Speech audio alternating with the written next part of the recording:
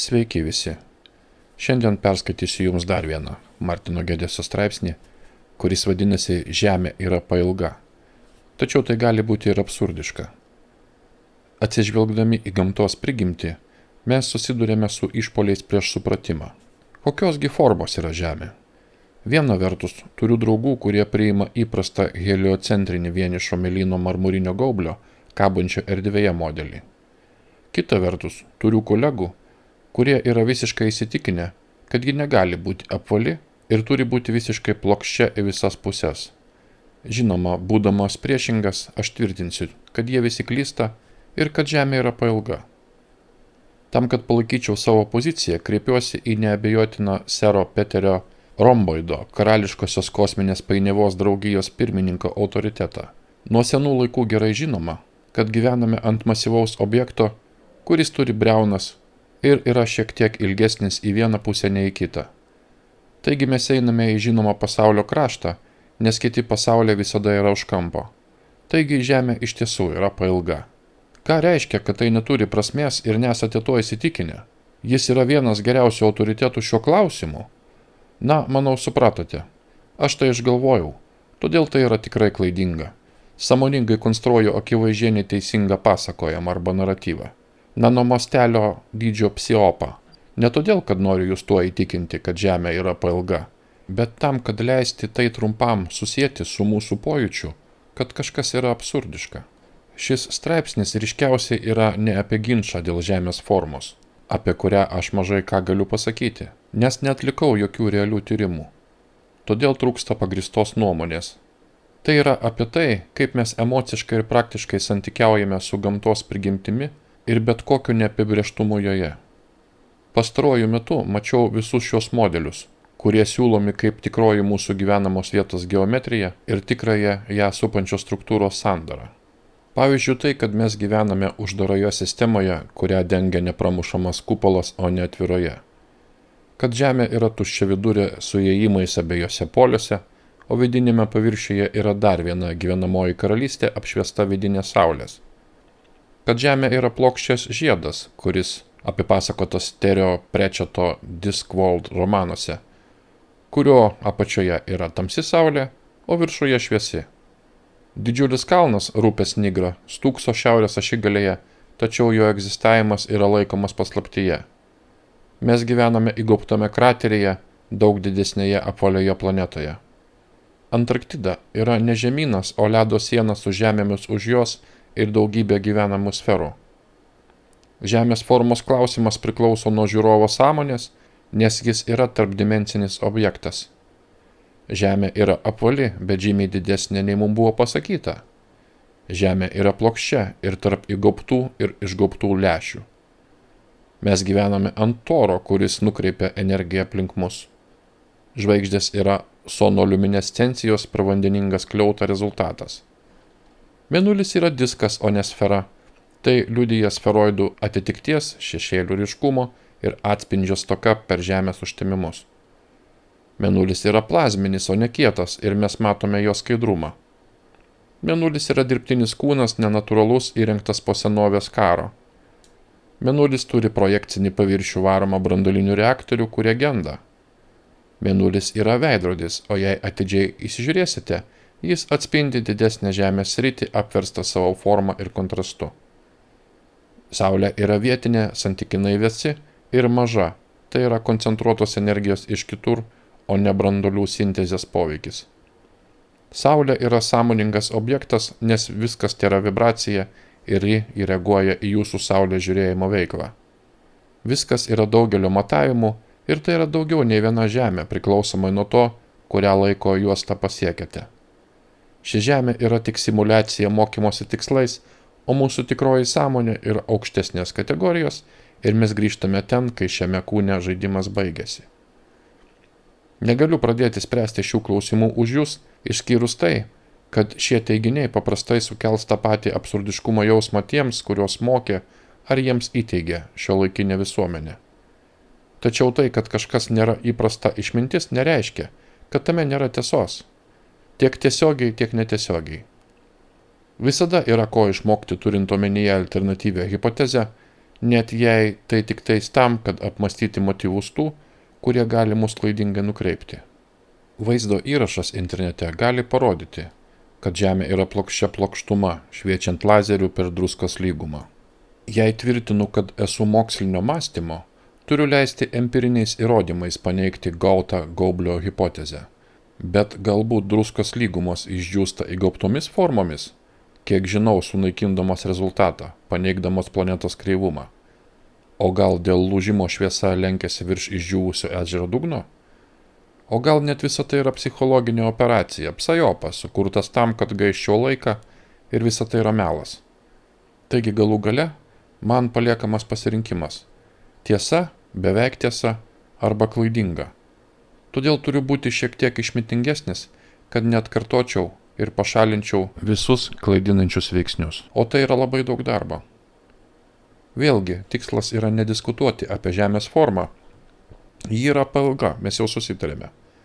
O atkreipti dėmesį į savo emocinę būseną, atsižvelgiant į absurdiškumą ir dėl to paveiktą gebėjimą mąstyti. Ar aš akimirksniu atmetu duomenis remdamasis tuo, kad jie nustatyti?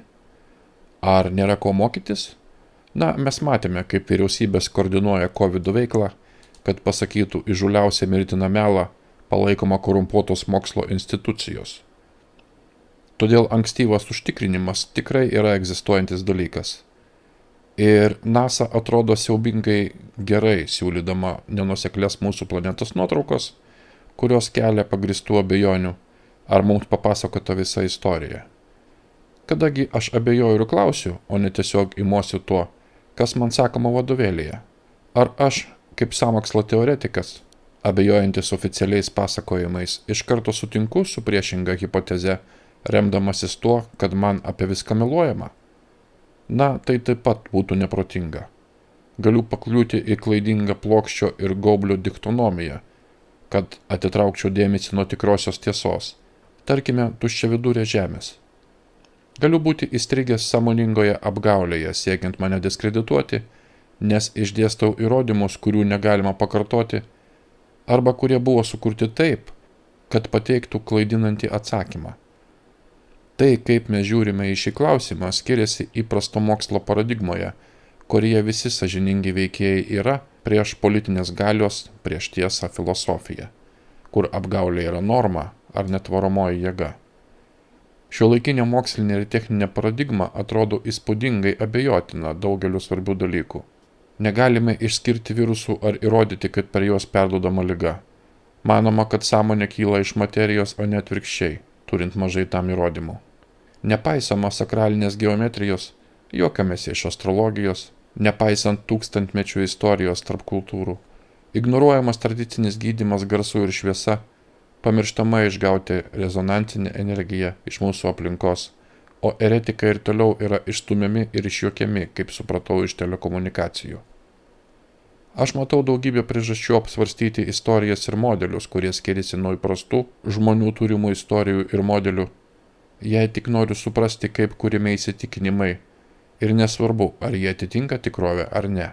Galų gale atrodo, kad esame apsupti didžiulės ankstesnių epochų megafloros ir megafaunos įrodymų, prarastų elektromagnetinių ir garsinių objektų levitavimo technologijų, senų pastatų durų tinkamų tik gigantams, kurių griaučiai paslėpiami iškart kai randami. Ir senų žemėlapius, kuriuose rodomos neįmanomas kabutėse žinios apie ištrintus žemynus ar pažangės civilizacijas. Pati drąsiausia teorija, su kuria pastaruoju metu susidūriau ir todėl laikau estetiškai patraukliausia, yra ta, kad mes iš tikrųjų atsigauname po ateivių invazijos, įvykusios 18 amžiaus pabaigoje, 19 amžiaus pradžioje. Genocido, kurio metu buvo išnaikinta didelė žmonijos dalis, pavergta likusioji dalis. Tada buvo sunaikinta didelė mūsų aplinkos dalis. Tai nebe jokių įrodymų, matome ištirpusius pastatus, našlaičių traukinius, prieglaudus išgyvendusiems, aišku istorinį kišimąsi, beprotišką architektūrą, kurios negalime atkartoti, ir pastatus, kurie po kažkokio kataklizmo palaidoti purve. Ar ši konkreti perkrovimo teorija gali būti tiesa? Užduotis yra išlaikyti atvirą protą, neleidžiant smegenims iškristi. Great Reset arba didysis perkrovimas, Covidas iš VEFO ir PSO, suteikė mums įrodymų apie perkrovimo egzistavimą. Todėl galbūt jų buvo ir daugiau. Kiek jų ir kokia jų prigimtis negaliu pasakyti.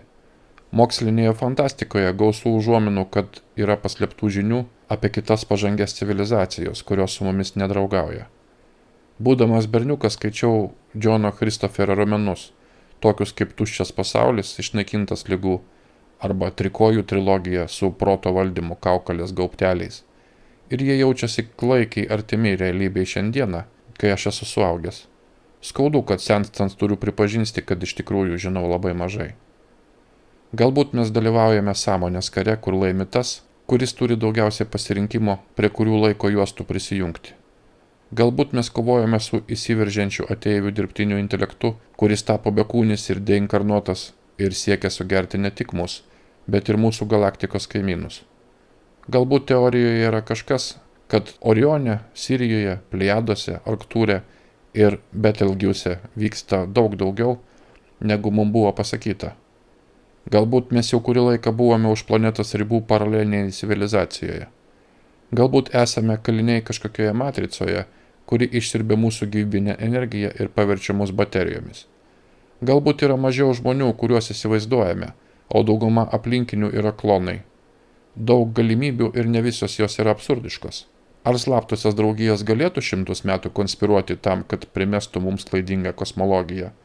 Tam, kad įtikėtume, jog esame nereikšmingos būtybės didžiulėje visatoje, o ne patys esame galingi kūrėjai, galintys atskleisti savo tikrovę.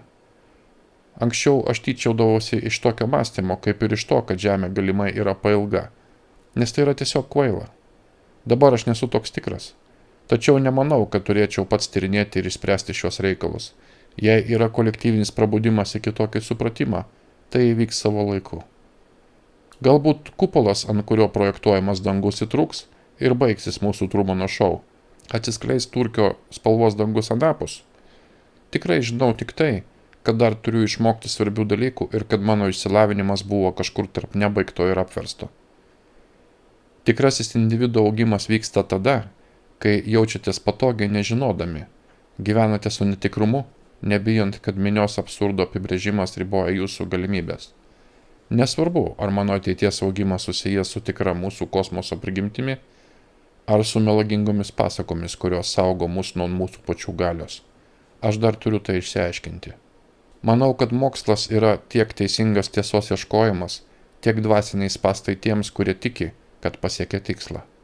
Didžiausia proto kontrolės galia yra paversti neaiškius faktus plačiai pripažintų absurdų. Tai reiškia, kad turime nuolat stebėti absurdą, socialinį konstruktą, kad galėtumėm perkelti dalį prarastos tiesos. Žinių prigimtyje būtinas esminis perfrazavimas.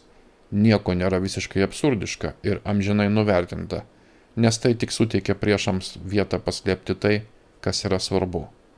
Lyg Žemė būtų pailga, o gal ir ne, nes aš taip sugalvojau. Dėkoju, kad klausėte ir iki susiklausymo, mielieji.